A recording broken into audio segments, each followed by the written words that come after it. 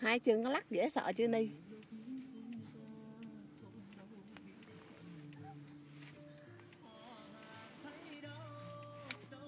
Nó nóng á, nó ưỡn cái lưng á con.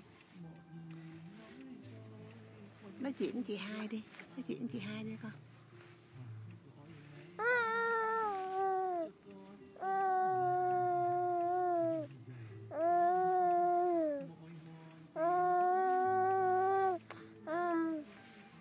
Nó núp cái miệng giống như Ni vậy thấy không?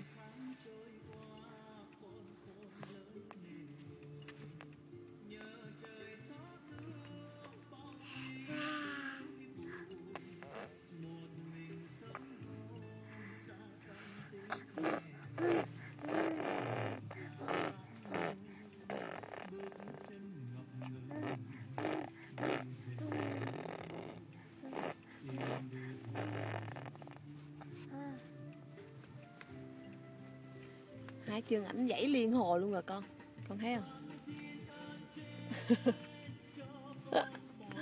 Con hai chân nó quậy anh thấy không Ni?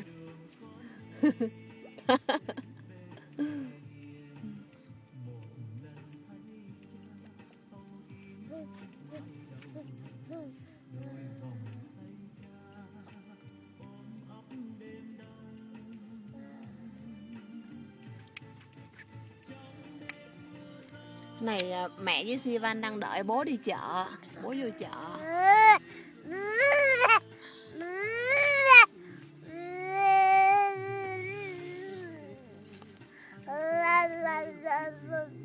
Mẹ với em đang ở ngoài xe đợi bố đó con.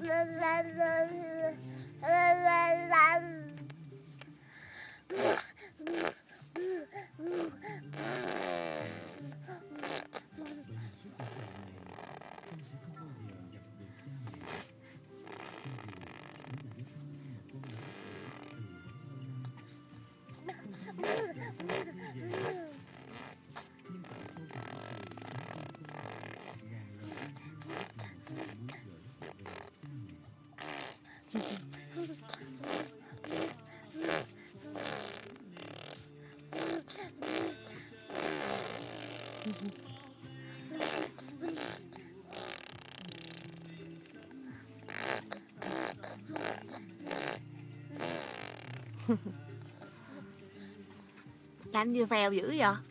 Hả? Làm gì phèo dữ vậy cu? Hả cu? Cu ơi, cu ơi, cu ơi, cu ơi, cu ơi, cu ơi.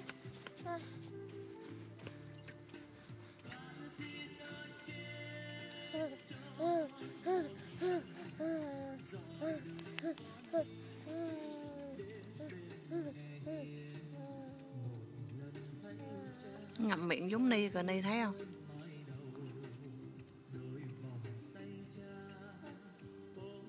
Ngậm đưa cái mỏ hồ ra kìa. Không, đưa cái mỏ hồ quá.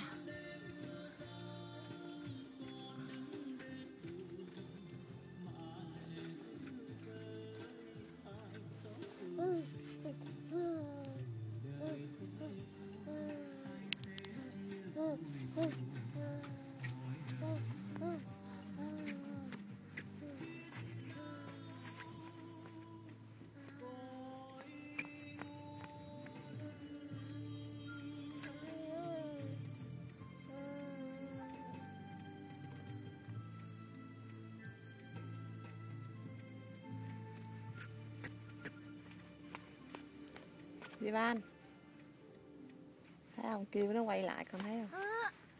Nóng á con, nóng cái lưng phải không? Rồi cái mỏ kìa, xấu không Ni? Ngậm cái mỏ kìa.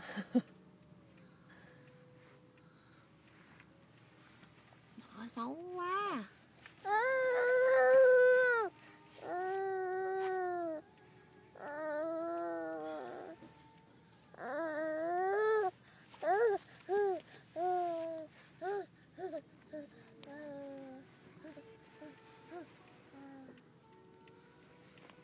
Cái chân ảnh mẹ mắc cười quá.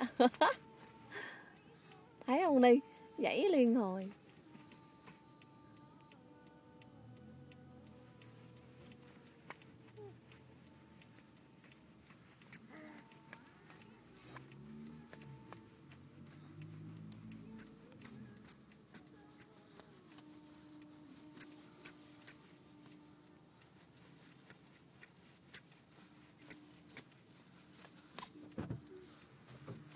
Rồi bố vô nè, quay ông bố vô nè đi. Cua cũng hết luôn đấy. Vậy Ở đây hả? nó bán rẻ, cua rẻ em ơi. Cua nhiêu? 1 đồng 99 này. Mà hết luôn hả? Hết luôn. Hỏi nó vào cái nó cũng không có.